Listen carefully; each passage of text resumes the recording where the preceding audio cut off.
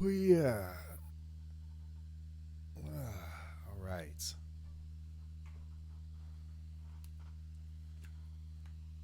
All right. All right. Hey, what up, Drake? I'm gonna wait just a couple minutes for some folks to show up, and then we'll go ahead and get started. I don't know if you heard or not, but my alarm just went off. Generally, this is about the time that I wake up, so I'm a little bit ahead of schedule today. What up, Brown B2K? How's everybody doing today?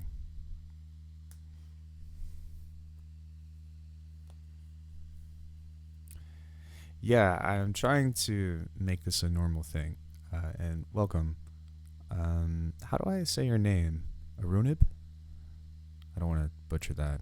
I apologize if I have. Hey, what up, Claws? Hopefully, I said your name correctly as well.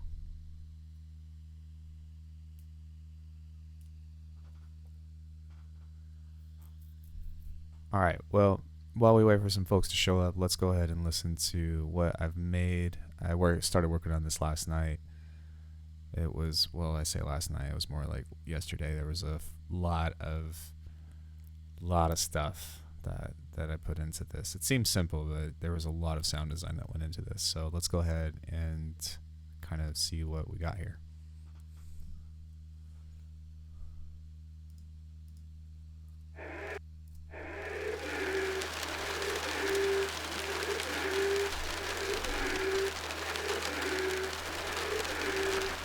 Head bobbing is allowed. What up, NX?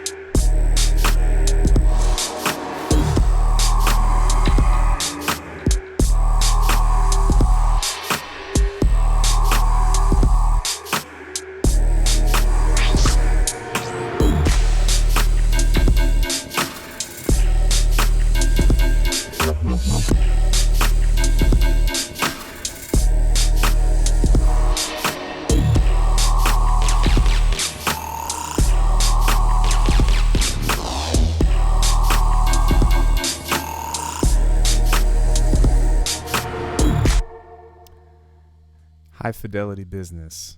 Well, I wouldn't say it's professional by any means, but it's it's interesting. These headphones I have at work are awful. It's okay, man. It's just kind of cool that you're here. So yeah, this is my rendition of a halftime tune. I'm not even gonna lie. This is flat out a bite off of Ivy Labs Salt Toffee with my own spin on it, of course. But yeah, so halftime is really hard.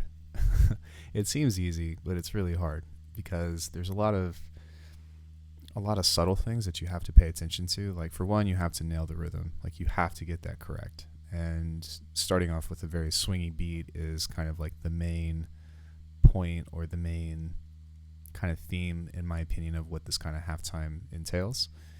And so aside from that, you also have to make it to where it has something that is repetitive, but also not too repetitive. So it's cool because there's a lot of rhythm elements that you can play off of. And then for me, I'm such a neuro bass whore, so I try to fit anything that I can within that because that's like my favorite thing to do is to make a bass and then force myself to try to make that usable, so to speak. The actual elements of the tune are probably the most simplistic. So the drums, there's not very many layers. There's 4, 5, 6, 7, about 8 tracks within the percussion elements, and then we have a kick and snare. So it's super simple. I think what I struggle most with for the halftime is the swing of the drums. Well, you're in luck because I'm going to help you out with that. So let's go ahead and actually just start with a kick and snare pattern, because if I look at this, you will notice that everything is just a little bit off except for the first beat of the bar. So that's on time, and then these little ghost kicks are what's off of time. You'll also notice that there is some track delay here, and what I'm actually doing is making the snare a little bit early. So even if we just listen to the kick and the snare on this, you'll notice that it still has its own swing just off of those two elements.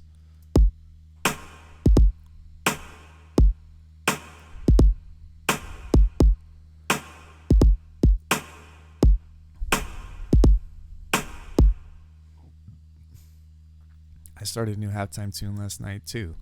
Hey man, halftime is fun. It's really fun. If you can get it right, it's either really frustrating or really rewarding for me. So here is where a second snare would be. So here's where a second snare would be. So it's like 4/6 of, no, sorry. 1, 2, 3, 4, 5, 6, 7, 8, 9, 10, 11, 12, 13, 14, 15, 16. And then we're moving this to 3, 4, 5, 6. So this is 6 out of 16s. So it's not quite triplets, but it gives it this rhythm right here. Let me solo this because otherwise it's going to play the snare. So it's not perfect swing, but I would start from that beat here, maybe even here, and then just kind of move it over a bit. And like it takes a little bit of practice, but once you get a feel for it, you can kind of like dial in on that kind of stuff. I used to try to do this from finger drumming, but I found that it's a lot easier to not. So yeah, the snare is hitting just a little bit early, and then the primary element that's helping everything gel together is actually this hat right here. So let me solo this, and then we'll also solo the drums. And what's happening is you get kind of like that flying lotus swing. So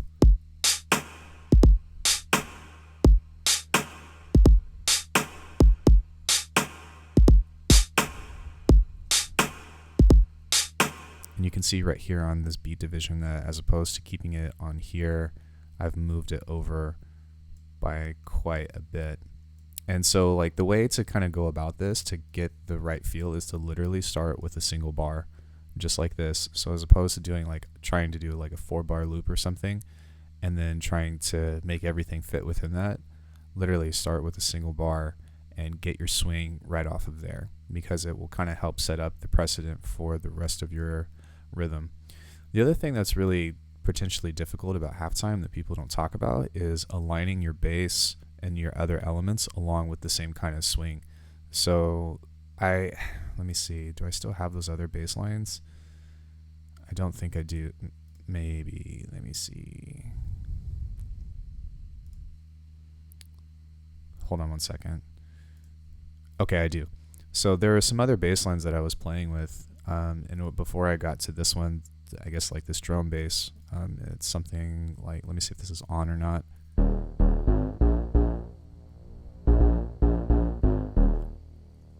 But you can tell that there's still some kind of swing on that, and of course that bass didn't work out, so that's why I didn't do that. This is a Reese that is kind of like a different kind of swing, but that didn't end up working out either. And then lastly, this was probably the rhythm that I tried to stick with the most, and that also didn't end up becoming usable either, but I also tried this version out as well.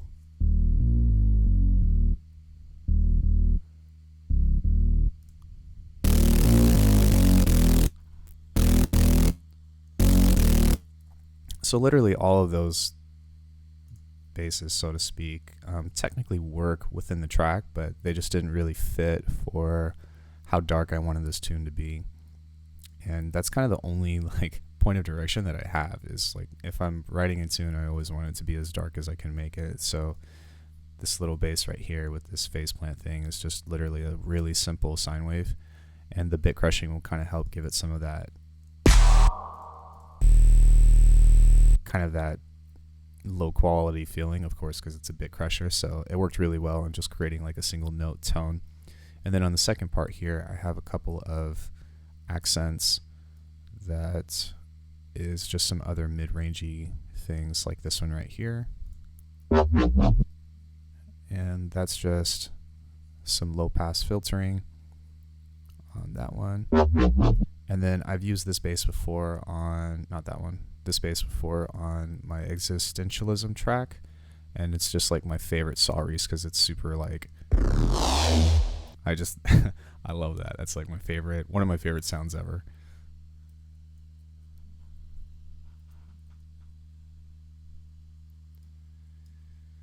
So yeah, as far as what this track needs, I definitely need to work on the intro, and then I need to work on the bridge right here because this sounds cool, but I don't want this to continue, so I'm going to create a break right here and then probably lead this back in. I'm not really sure. I have a chord progression that I wrote out, and I don't want to force that in, but it does sound pretty nice with some other stuff if I can find it. Donde está? So this is kind of nice as far as the tonal means, but I don't know if that's going to work within the context of the track.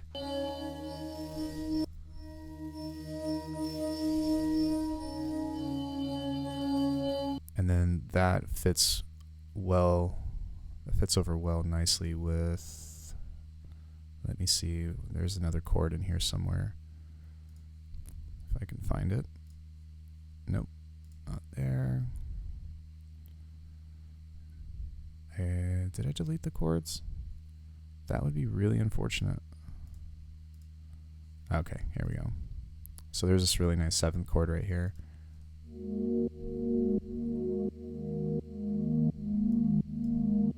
And then that goes into this kind of dissonant chord progression.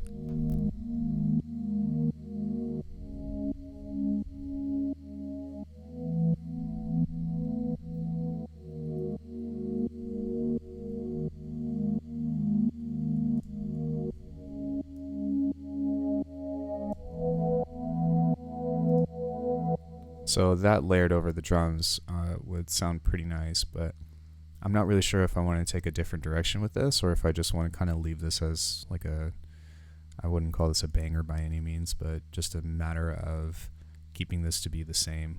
So yeah, let's go ahead and listen to this again, and then I want to start working on a bridge.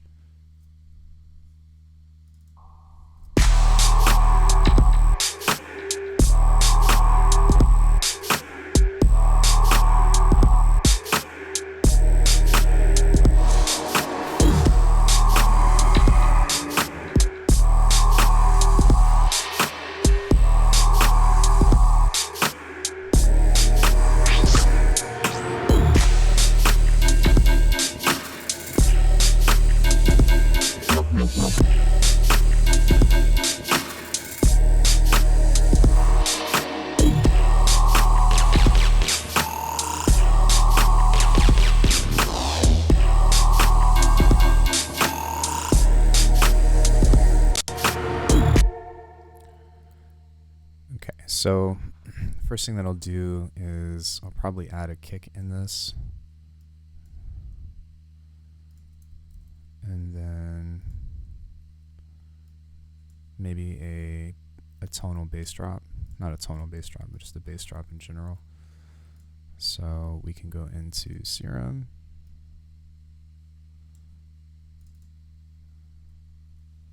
And turn this into a sine wave. I don't need that harmonic.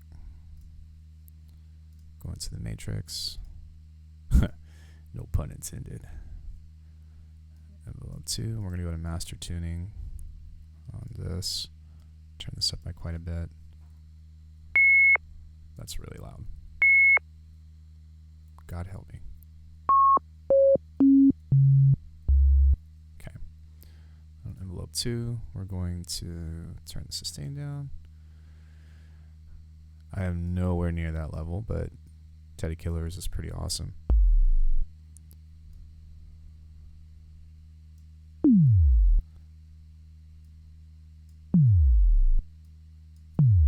Okay.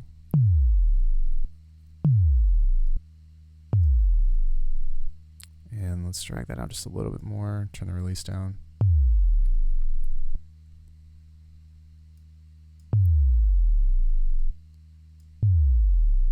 There we go. And then let's give this just a little bit of saturation. Or wave shaping, distortion, whatever you want to call it. Just a little bit though.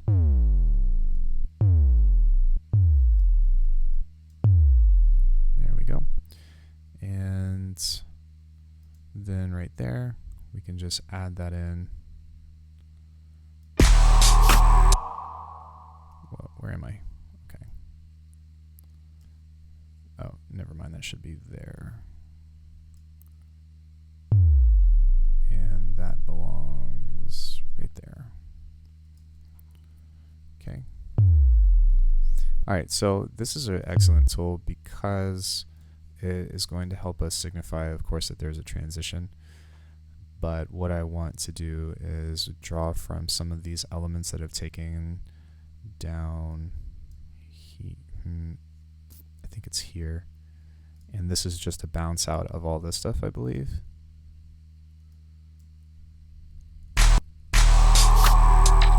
Okay, that's the clean resample, but there's another version over here that has some really cool textures that I'm going to try to maybe borrow from to create some kind of neat little transition so we can listen to a couple of cuts from here. Actually, what I'll need to do is draw this or pull this to a new channel. This over here is just some cuts. Actually, let me play some of this stuff first. I'm not going to play through the whole thing, but you can kind of see what's happening.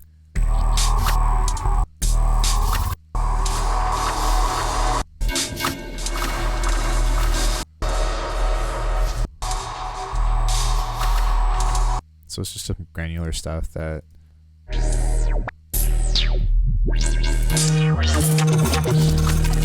that's pretty cool. So yeah, on that channel, what I did was I took just a little piece of that, which is right here, and then gave it just a little bit of mix up.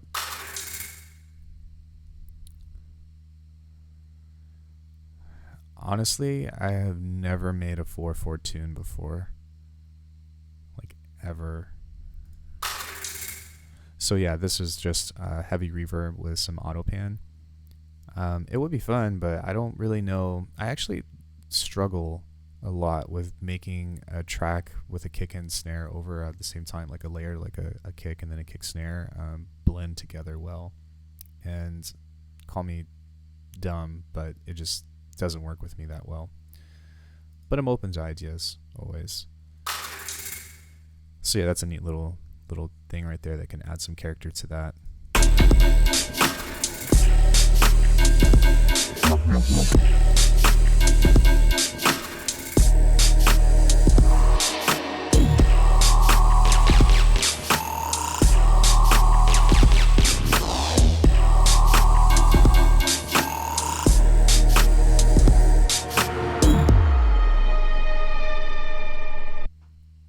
Okay, so it's cool because we have an element that's starting from here and then going or bleeding over into the next section, so to speak. So there's going to need to be a riser right here because it kind of sounds a little bit off. It's okay, but that'll need some work. That can just be used as a placeholder for now anyways. But what we can do is, because this is a consistent element that's already been introduced in the intro, then that kind of gives me a little bit of freedom to play with all of this stuff and just kind of see if I can make anything fit. And this is one of my favorite things to do sometimes, because it is really fun to chop things. Okay, so as a community, I really want to develop a new term for chop it up, because people say that all the time and it has been so overused that it does get the point across, but we need something new, guys. And Blender it, I don't know, help me out. So yeah, I'm going to take some cuts from here and then just not even worry about creating anything rhythmic. It's just really going to be a crazy transition thing that is going to blay. So okay, so I'll take that part.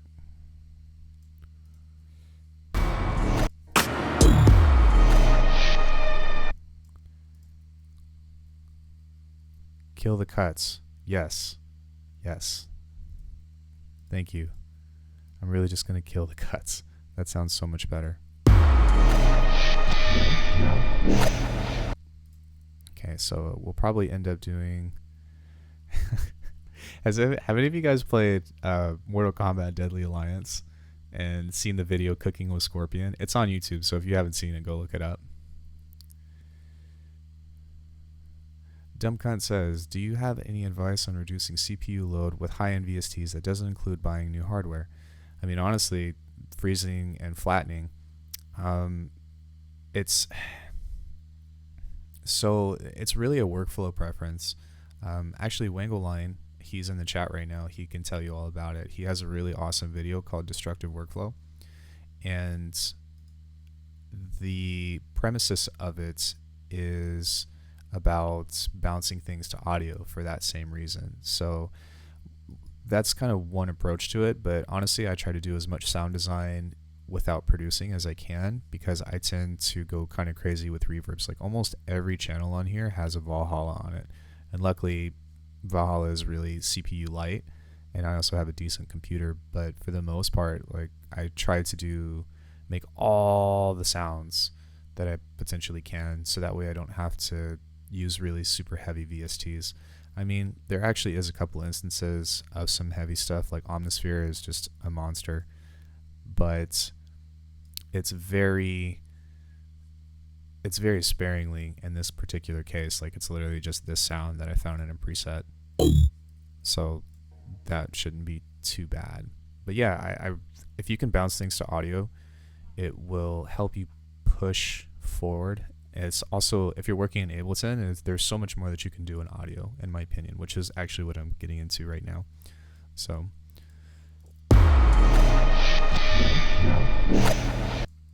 okay, so that actually sounds pretty cool, and I might just do some layering over this because I want there to be a lot of stereo information, just a lot of things that are going to be destroyed.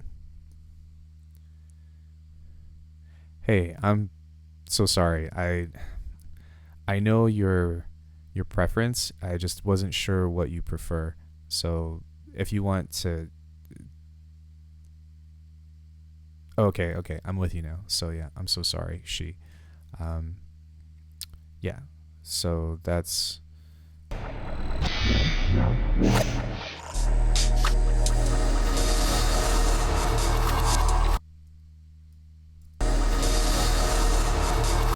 Okay, let me find a different cut.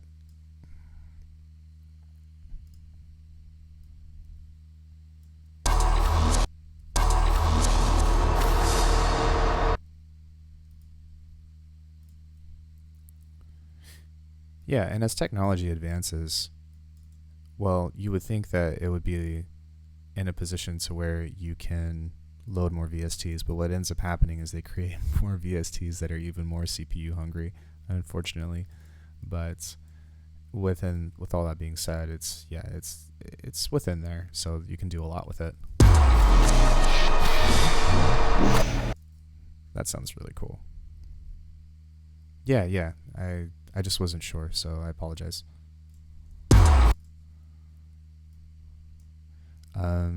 Let's go ahead and throw some reverb on this. No, that's a flanger. And I want there to be a lot of space on this, so I don't have to take anything out from this because there's already some bassy information on it. Even if there's phasing involved and there's stereo on the low end, it's okay because it's a transitional thing, so I'm not using that as a main thing. Whenever you do effects, as long as there's not peaking or like really resonant sounds, then for the most part you can do whatever you want. Like worst case scenario, if it sounds like crap on like a mono speaker or whatever, like it's an effect, so make it sound like crap, whatever.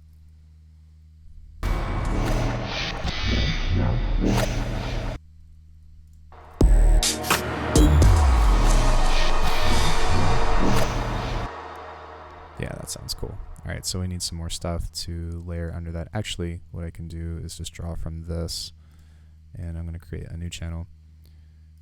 And option, go here, and then we're going to just try to find some more stuff to rec.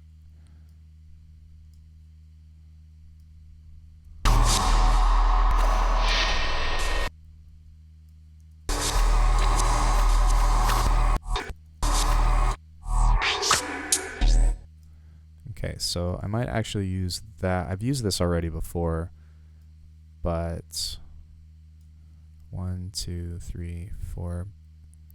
But that's a really good like fill for a turnaround. So we can kind of put that one in our pocket and then try to implement that later when we reintroduce the main section or whatever again.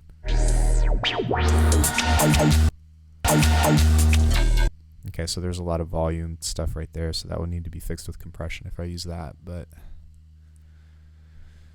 I'll probably see if I can find something else first.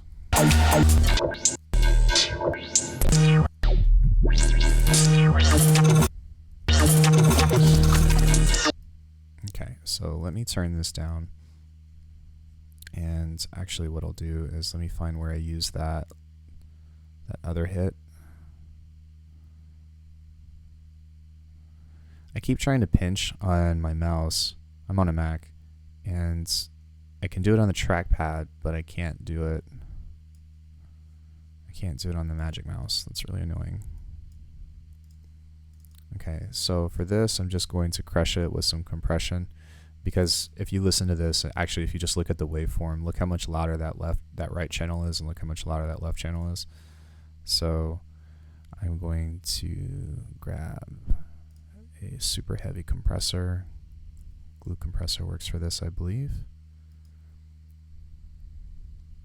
Yes, but it's okay. It's okay because it's not the main part of the sound.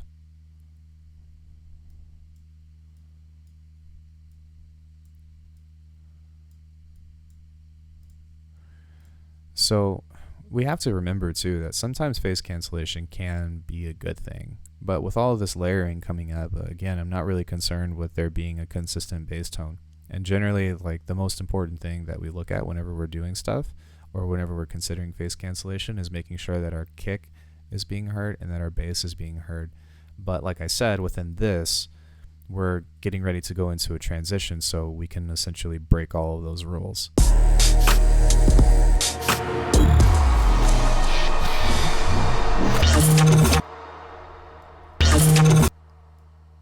So yeah, I'm going to turn this down by quite a bit, actually.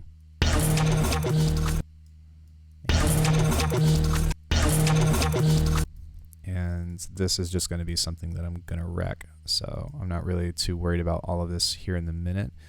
I might make it mono, maybe. But again, I'm going to break this, so I'm not too precious with it. It's not that important right now. So let me take this part and we'll stretch that out. And what I'm going to do is go into a bit reduction on here. And then I'm also going to filter it. So Miss Orion Nebula says, "Hi Alchemy, please some advice about stereo positioning 360. Which are your favorite VSTs for this?" So you're talking about not just your left and right channel, but up and down as well.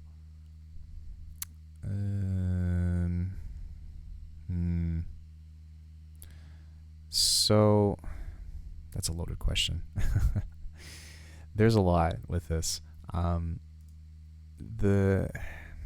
So the only difference between stereo information and mono information just means that your left and right channel have different information that is between the two. So if you want something to be pushed back, like generally when I think about stuff, I think about frequency from low to high, right? So you have low to high, and then you also have your left and right channel. So it's a combination of EQ and reverb. My thing that I use the most is I use Ambio Orbit. There's also a really good one by Waves, which is an auto panner of the same one, and that one is really awesome. What was I doing again? That one is probably the one that I would recommend because it just sounds amazing. Okay, so I'm going to, can I automate that? Hopefully. I can, great. Okay, so I'm going to start from a high bit rate, like 20K-ish, and see what this sounds like. Yeah.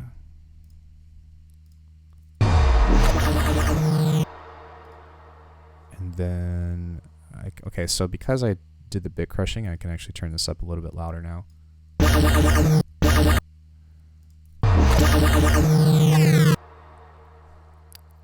And then I'm going to do a tape stop on this as well and create some kind of like slice rhythm with that. Is there an easy way to compress left and right channel individually?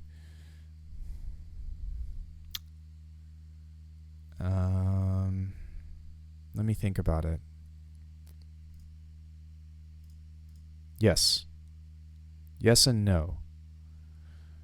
You can use a mid-side. You can use a mid-side, and then you can also, yeah, let me actually take a look at FabFilter Pro MB. And I want to say that they have a left and right channel that you can use a multi-band compression on. So let me look at this on Expert. And okay, so you can't do left and right, but you can do mid-side with this. So I'm sure that there's some kind of compression setting or something that has mid-side individually, but I wouldn't be sure. FabFilter for sure. Ableton can do it too. For widening the sound, it's good to use wider by Polyverse. Grouping wider with dry signal, monoing mid signal, using for wide sound, and then widen EQ out for mid frequencies. So yeah, it's kind of the same situation as using something like a mid-side mode, but I mean, you can always duplicate the channel and then separate them into a left-right and then just compress them like that, but it's still kind of a lot and a pain in the neck. Hey, so I have a guest here. She's not going to be doing anything, but hold on, let me go answer the door real quick. I'm going to play this on loop while I go answer the door.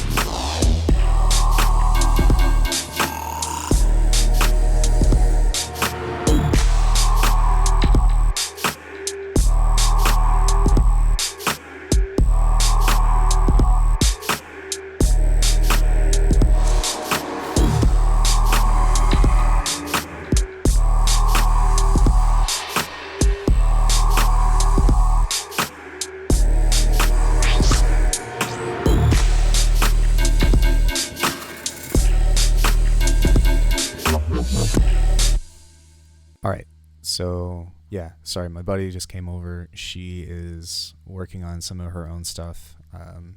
Here in a little bit, I'll probably do a lesson with her, but that's not anytime soon. I've got plenty of time. So let's see. Let me catch up with chat. Lycos Arcos, welcome to the channel. He says, vintage compressor from T-Rex can compress left and right separately, but it's not in Ableton Stocks plugins. IS says, oh, that's what I was thinking. The exact same as VC670, I think. Thanks, guys. I'll try making a rack as you suggested. Awesome. That's part of the reason why music is so cool, is because there's multiple ways to go about solving an issue. And 9 times out of 10, there's an expensive plugin that you can buy that makes the process way easier. But the question is, do you need it? Sometimes yes. Yes. Yeah, sometimes I do. Sometimes we do. We need that. We need those. But yeah, in that case, that wouldn't be too big of an issue. All right, so yeah, we're still working on this bridge right here. Okay, so I'm going to set a sidechain right there with another kick.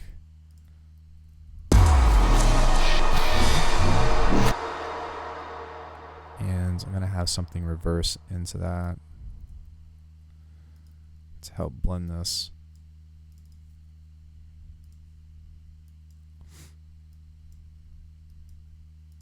Let's drag that out a bit. Oh, that's not warped. Awesome. It is now. And this is on beats mode. Let's set it to texture.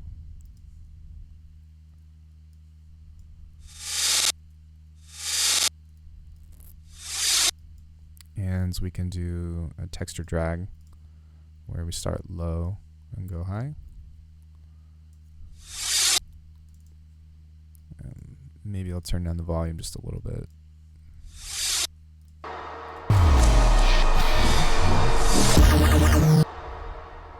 Okay, so within that sound here, that's a little bit too jarring, so I might try to find just a slightly offset cut right there.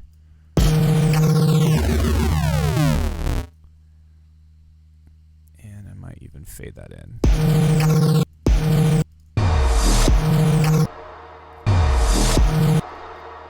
And then we can also do a pitch bend, I believe, should also suffice for this. We're going to go into here, go into Complex Pro, and then let's see what happens if I do this. That sounds pretty cool. And we can go in here and create some space. This might not be the beat division that I want, but let me see. Okay, actually that works out. Somebody asked me a couple days ago about chopping audio.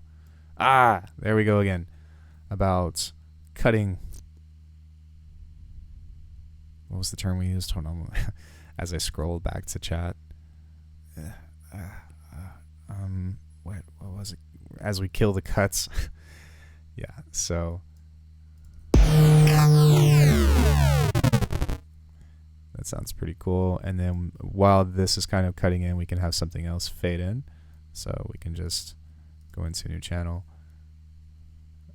And Optocomp, again from T-Rex, does it too. I'm not going to lie. Call me inexperienced. Micro edits work too. Call me inexperienced, but I can't really think of a reason why I would want to do a left-right side or left-right compression. I'll look into that. I don't know why. That could be cool.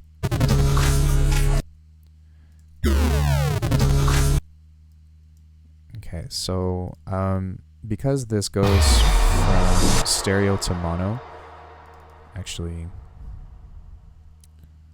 let me try a Haas effect on this.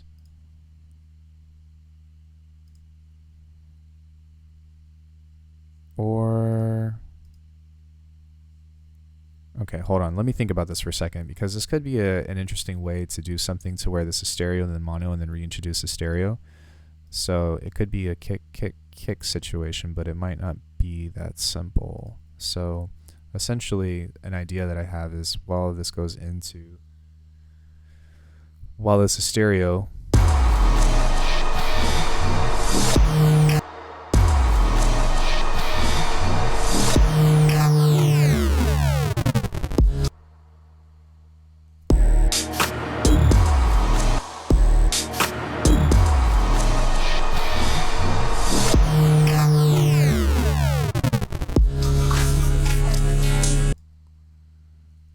sounds pretty cool.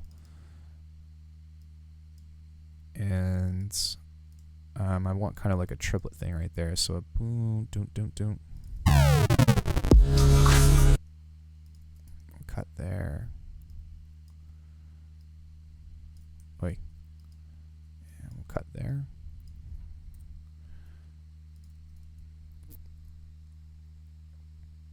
Chiffonade. Maybe if you want to bring channels at different levels, but compress. Yeah, exactly.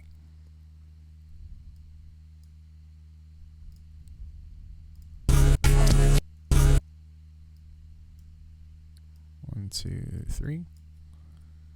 I don't think I can afford it, but thanks for the recommendation. Okay, that's not fast enough, so we're going to divide this and see if that's better. That needs to be there.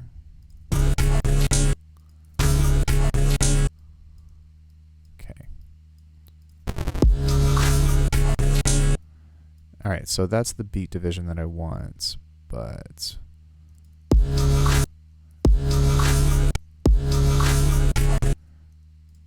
within that, though, we'll try to see if I can move this a little bit closer.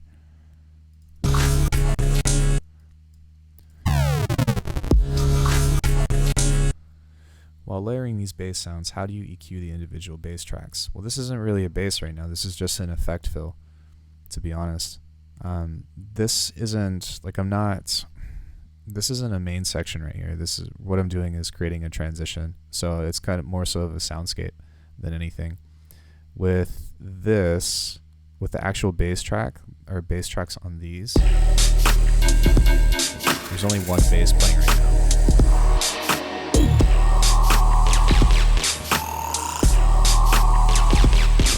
So this isn't a bass, it's just kind of like a lead sound. And that has just the low stuff taken out of it. And the same can be said about this other lead. So I don't know if, is this playing back in mono for you guys? Or is this in stereo?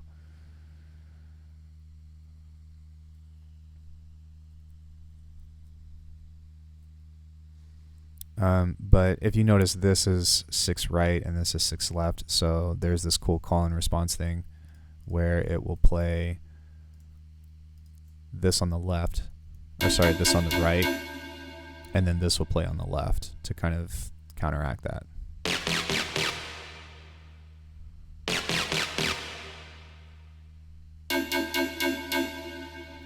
So those are just lead sounds, but there is a bass right here.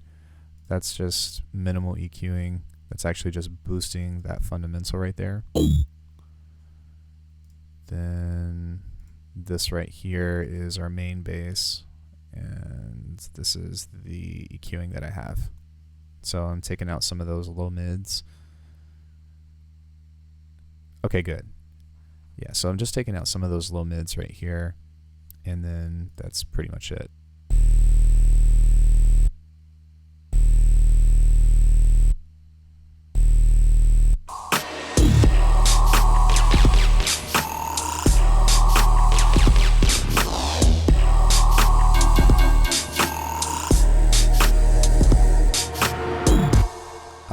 That Reese pitch bend, I'm not really too concerned with.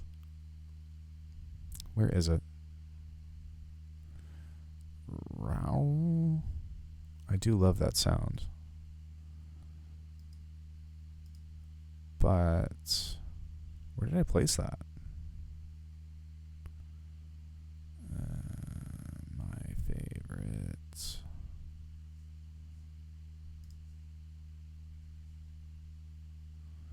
Well, it's somewhere in here.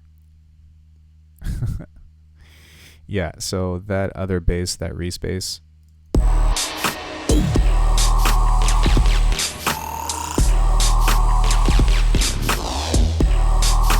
that one, which is seemingly invisible somewhere. What's your opinion on the mindset that you should never boost with an EQ? I think it's bullshit, to be honest. I use Okay, so I use EQ Boost all the time, like all the time, especially because it's a great way to accentuate. Like, okay, so if you're gonna EQ boost, like it's totally fine, but you'll have to keep in mind that if you overpump some frequencies, you might have to fix it with compression. And the whole point of, like, it's all about balance, right? So for me, I use a lot of EQ boosts to, how do I say, I use EQ boosts to create more vocal tones in my bass movements. And then because of some of that, and especially if I overdo it, you're going to have those really high resonances. So what it would fix is, or how you would go about that, is fixing it with compression. So essentially, like, you can add harmonics, right? So you can use EQ as a means of distortion. I don't know what it would be, maybe phase distortion, because that's how an EQ works. I don't know, so don't take that as gospel. But when you're adding those harmonics and it's overbearingly large, oh, there it is, then that's kind of how you would have to balance that out. And that's why a lot of heavy tunes today are so compressed, is because the sound design in them are so experimental. Oops, I didn't mean to put that in there, but okay. So yeah, on my favorite saw right here, this is just bandpass movement. So do I even have an EQ on this? I do have an EQ on this, but I'm pretty sure that that's just notching out some of the bottom stuff right there. Yeah, phase plant is an all-pass filter, and that basically alters the phase. So a similar function is if you take Serum, like an instance of Serum, and then you turn the phase knob on it. So it's very similar to adjusting the phase like this, but instead you're having like control, and there's a couple of other features that you can use along with it. But yeah, it works really well on percussion. And sometimes if you have something that has a phaser on it already, then it can help you attenuate some of those tones, or some of those timbres rather. From bouncing channels like side chains, yes, don't, if you're going to bounce something out, sorry, not to jump on it, but yeah, don't, if you're going to bounce something to audio, don't have a sidechain compression on it. And also I would take limiting off.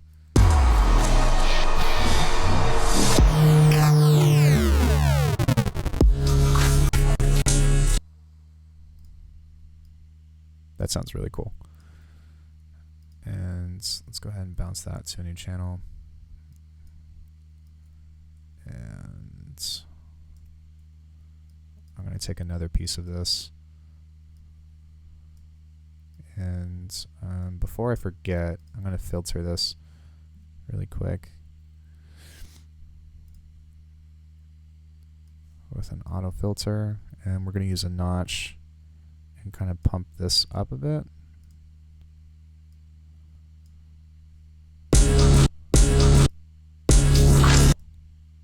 That's a little bit much.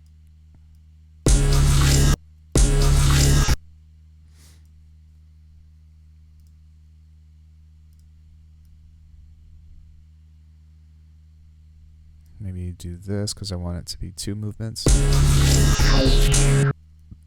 Excuse me.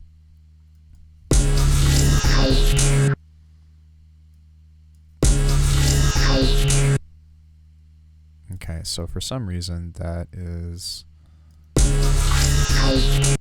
that just the sound itself? Okay, it is. I was gonna say, like, what the French toast? I wonder if I can edit that out. I don't really like that resonant sound within there. One thing I didn't know when I first started using Ableton was that the resampling recording is post-master, which means the recording will run through your master chain twice. Yeah. So it's like a feedback. So if you're recording something, it will record what's coming out of the master, not what's coming out of this, unless if you have it specifically routed to that.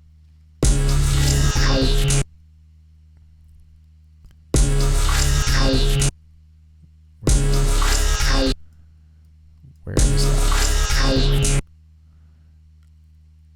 Okay, that might actually be... I'm tripping, guys. I think it's on there instead. Yeah, I am not always the brightest. Okay, so I can actually pump that back up. and I'm going to automate a delay on a really short time.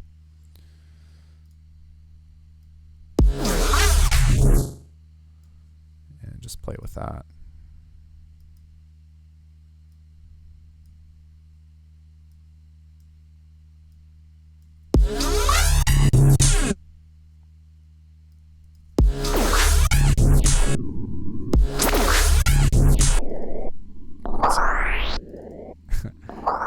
That sounds awesome. Yeah, we're going to automate the dry wet back down to that, and then probably end up turning this off anyways. So this doesn't need to be on until we get here. Then we can turn that off so that way we don't have anything. Yeah.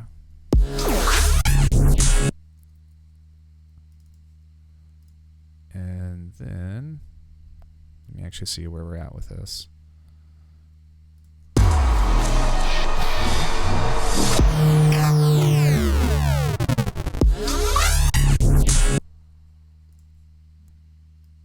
And then I think from there we can kind of create. So one thing that I'm going to try to do is create a little bit of ambience, and then I actually like this. Sorry, my headphones just hit the mic. I like this like repeating thing that we can get back into this second part here. So boom, dun, dun, dun, boom, boom, boom. Dun, dun, dun.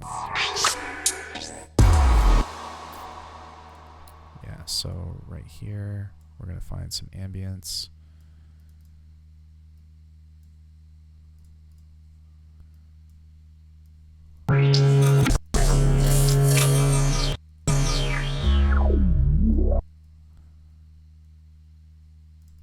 That sounds pretty cool.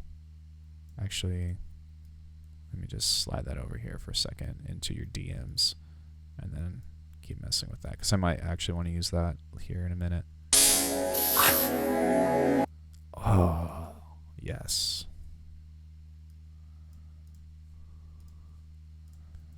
That sounds really cool.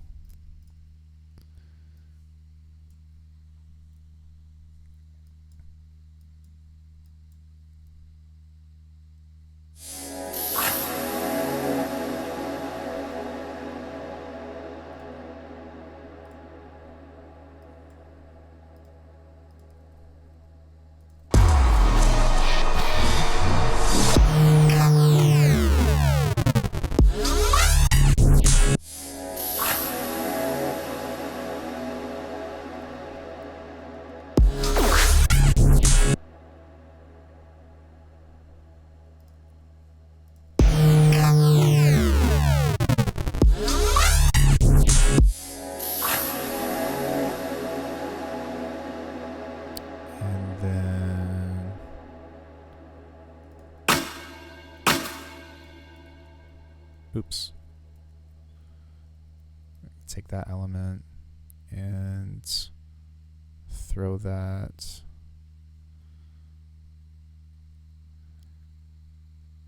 Okay, hold on. I'm going to have to do some organization on this here in a minute, but that goes here.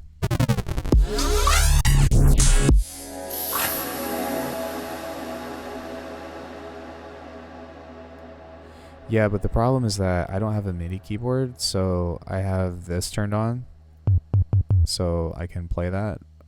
And while you're absolutely right and I can turn it off, I never think about it. I probably should, though.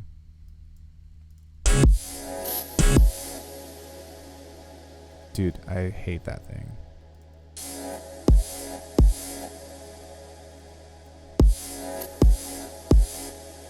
Did I automate that off? Oh no. It's just not playing because it's not in there. There we go.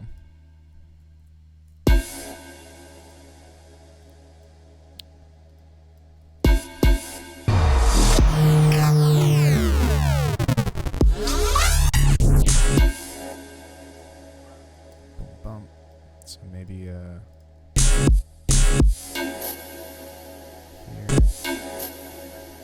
Turn that down.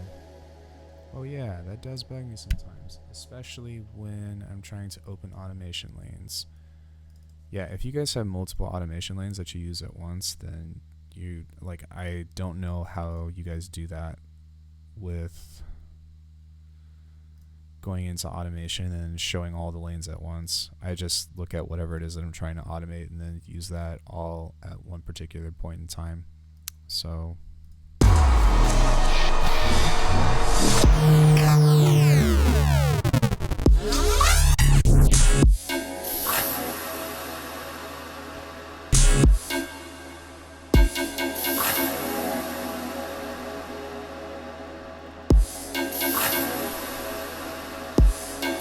it's just a little bit off time.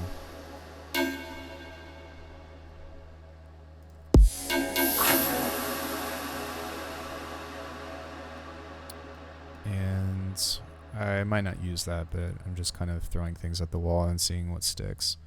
So let's go ahead and group this.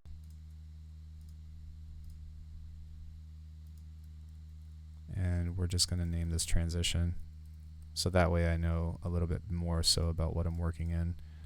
And let's label that green, because why not? So we can still keep it within the musical component, but now I can kind of navigate to where I'm trying to edit.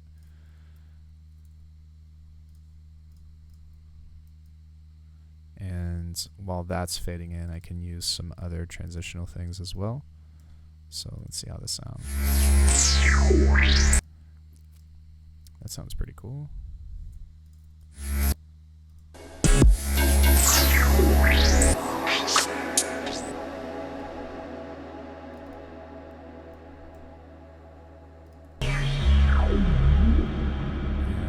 Throw that in.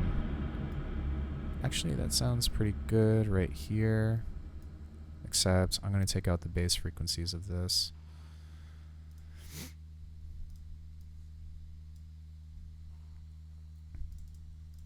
Maybe everything just below 150.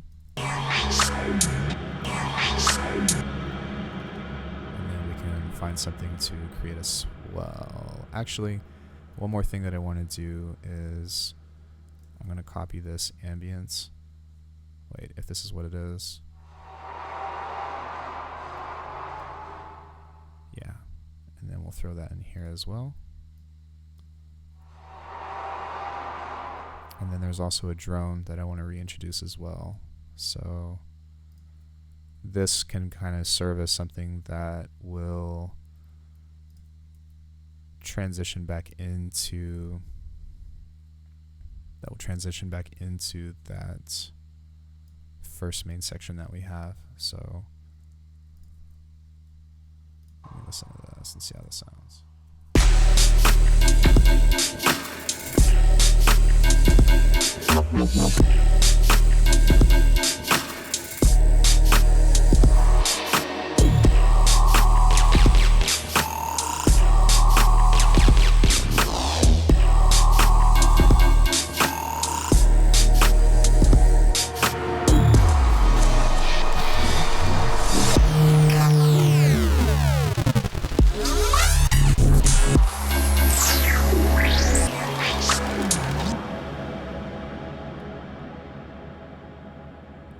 So I actually like this being reintroduced right here because this kind of helps get back into that rhythm. But it needs to be in time, so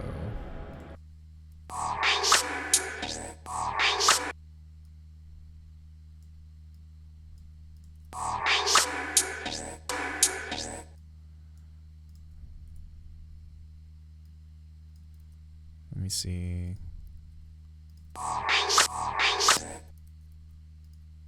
No. Maybe just that last part.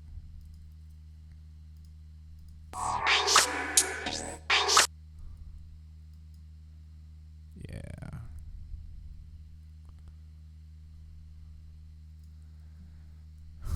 Thank you. And boom, snare. Yeah, that sounds like what I'm looking for.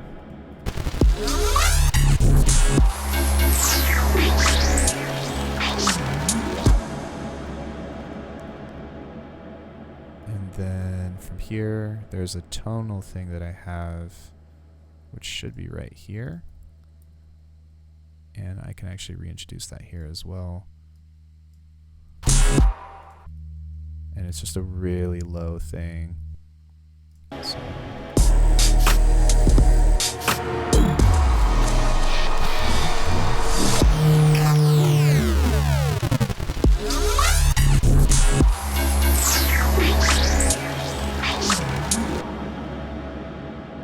But it almost sounds to me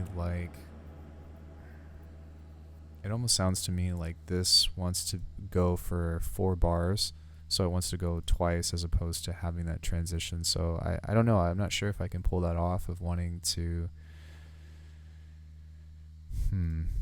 let me think about this for a second, because this sounds like it wants to repeat another 2 times before it transitions. So maybe I can actually get away with it by fading it in, and maybe I can actually push this back, because I only want this to be maybe 4 bars. So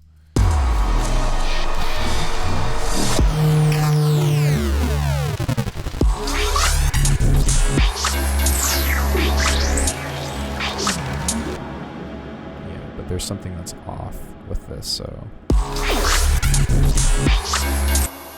okay, what is that? Is it the kick?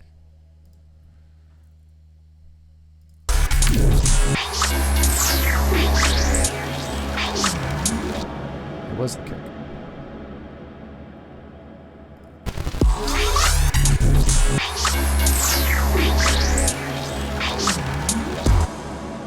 Okay, so now we just need some kind of swell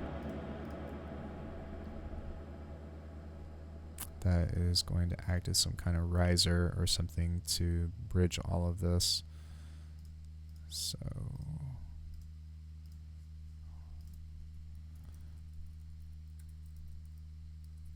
Pluckers 2. We'll call this Ghost, because that's what that sounds like. Actually, maybe I can use that right here as well.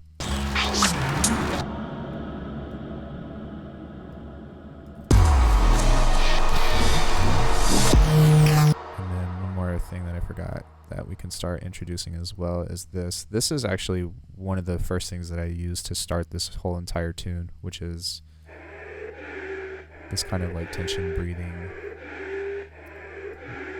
thing. But it's something that I like quite a bit if it's not too prominent, because if it's too loud, then it doesn't really sound, it kind of loses its quality of interest. So that would end up going right here, I believe.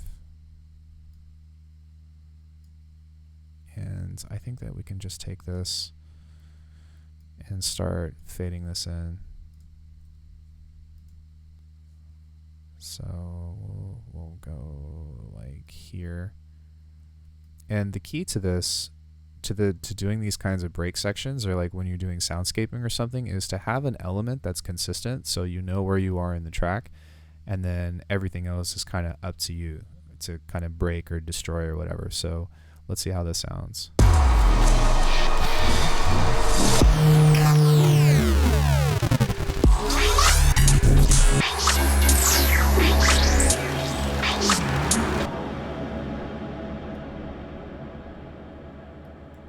And then from there we can reintroduce this kick.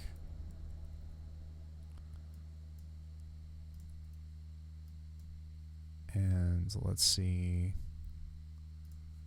what's going on with this. And I might even introduce like a filter or something after this pulls in, so.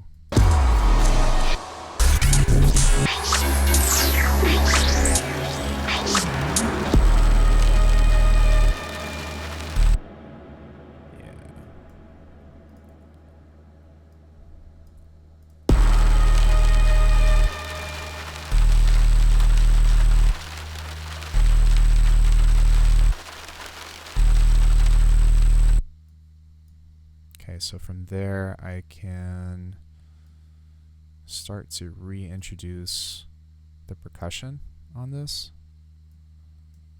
So I will take this.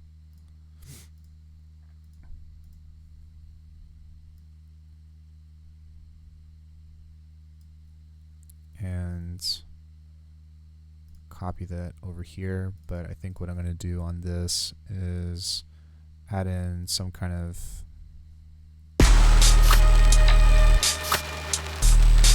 filter.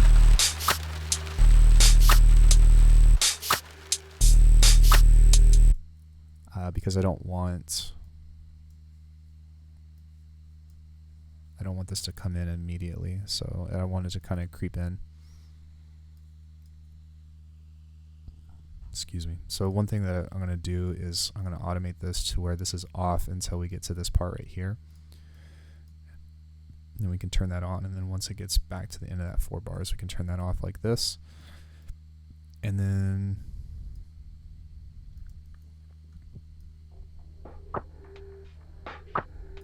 okay, maybe I'll try a high pass filter instead. And then we'll just drag that all the way down until we get to about here and then here. So one thing that's like really useful with doing automation lines too is don't just have like a straight curve. Have it kind of like sit there for a sec, kind of like that, and then eventually gradually go down, because if it's just consistent, then it's not going to be as effective as you might think.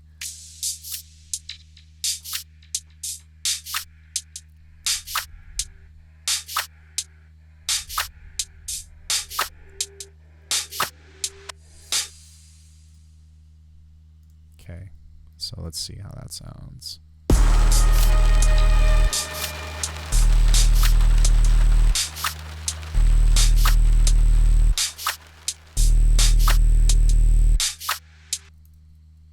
I accidentally deleted that automation curve.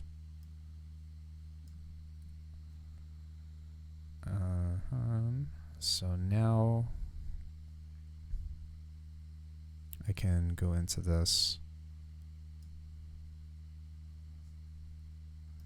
and we can copy all of this. And actually, okay, so from this point on, we can kind of choose to do something either, like this is really cool because it's kind of set up right now to where if I want to repeat this, I can, or I can go into something different. So I'm not really sure, but let's go ahead and play everything from the beginning again and listen to how it sounds. I might have to go in a little bit, by the way, but I wanted to kind of come on and do some streaming. I might actually hop on a little bit later, but before I go, does anybody have any questions?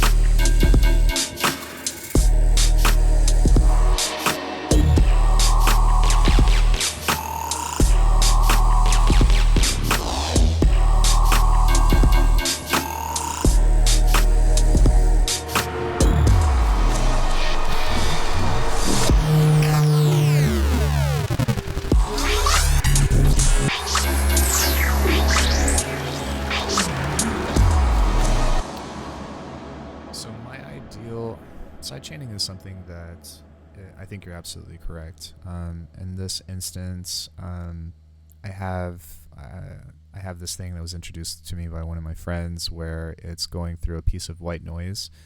I think that thanks, man. I appreciate it. This is not something that I'm used to making, but it's something that I've been trying to do for a long time.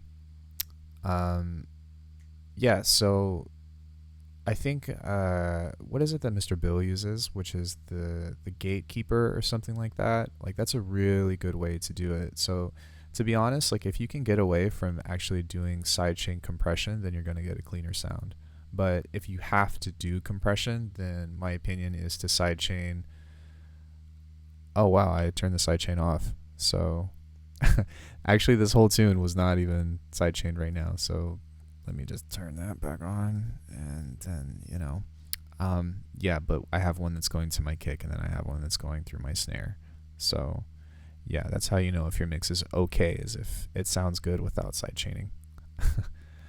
Oh, I think what happened was I bounced this out, and kind of like what we were talking about from before, where we were talking about doing stemming or resampling or putting something in the audio. It's important that you turn all of those dynamic shapers off. So I think that I just kind of forgot to turn that back on. I was wondering, like, it did seem kind of flat.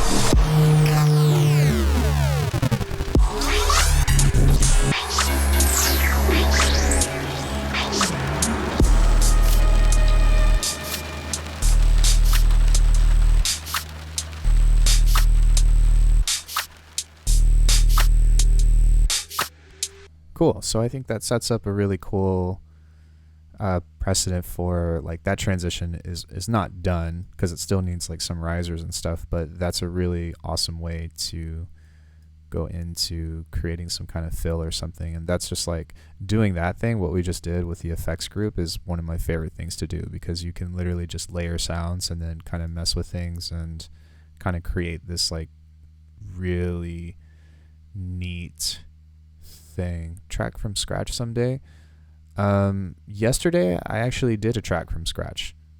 I did all of the sound design, I did all of the arranging, and I didn't finish the tune, but I did literally everything for about 4.5 hours from scratch. So if you are interested, well, you came in yesterday, you saw me working on that. I started from scratch on that. But the same kind of stuff that I did for sound design is the exact same thing that I'm doing in this. It's just this came out in a different, how do I say? This came out in a different way. But yeah, I really like that. I'm looking forward to finishing this someday. I'm actually motivated to finish this tune because this is like the first thing that I've come out with in a long time that I'm actually enjoying. So yeah. Any questions?